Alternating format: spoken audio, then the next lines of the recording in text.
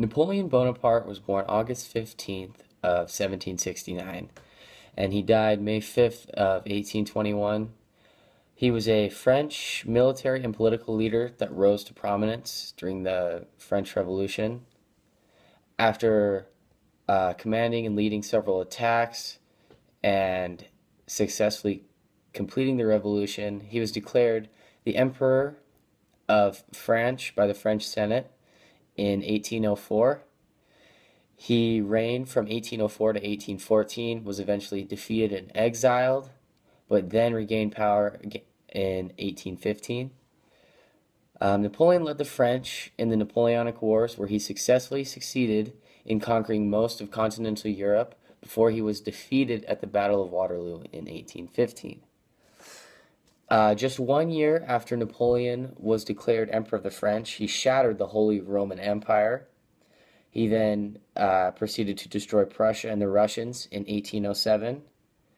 He then invaded Iberia and declared his brother, Joseph, the king of the Spanish and the Portuguese, which was short-lived.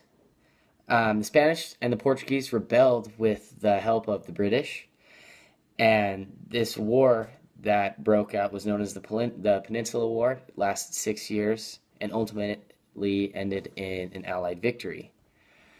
The Austrians then attacked the French in 1809, but Napoleon successfully fended them off. By 1811, Napoleon was ruling over 70 million people across the entire continent of Europe. In 1813, Prussia, Austria, and Russia joined forces to defeat Napoleon, which they did at the Battle of Leipzig in 1813. The Allies then invaded France in 1814, took over Paris, and successfully drove Napoleon out.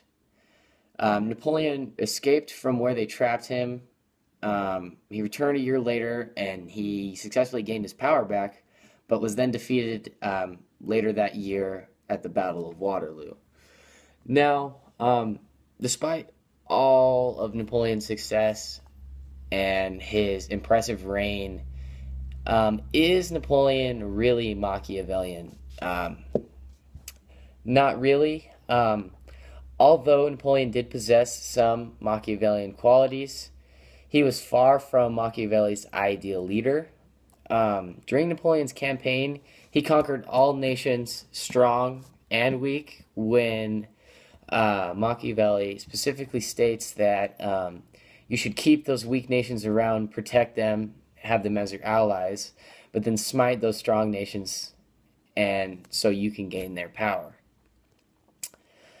At the very beginning of his rule, Napoleon gave some of his own power to the Catholic Church, which was strongly advised against by Machiavelli due to the fact that it weakened yourself when you give people other powers. And in his area of leadership, Napoleon did have qualities that set him apart from the rest.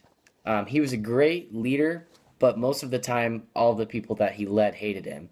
And Machiavelli states in his book that one cannot call it virtue to kill one's citizens, betray one's friends, to he without faith, without mercy, without religion.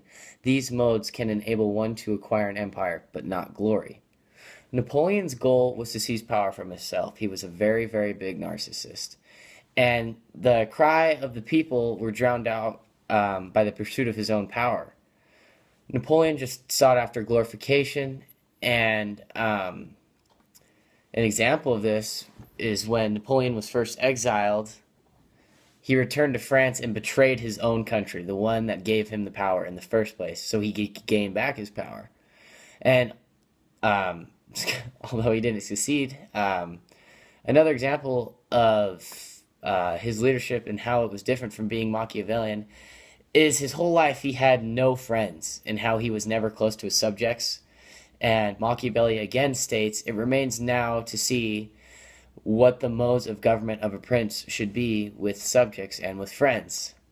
So apparently Napoleon wasn't very good with friends, which is not a trait of a Machiavellian leader, because they have allies they have lots of friends and lots of people that'll back them. So, as you can see, Napoleon obviously wasn't very Machiavellian, although he was a good leader and a powerful leader.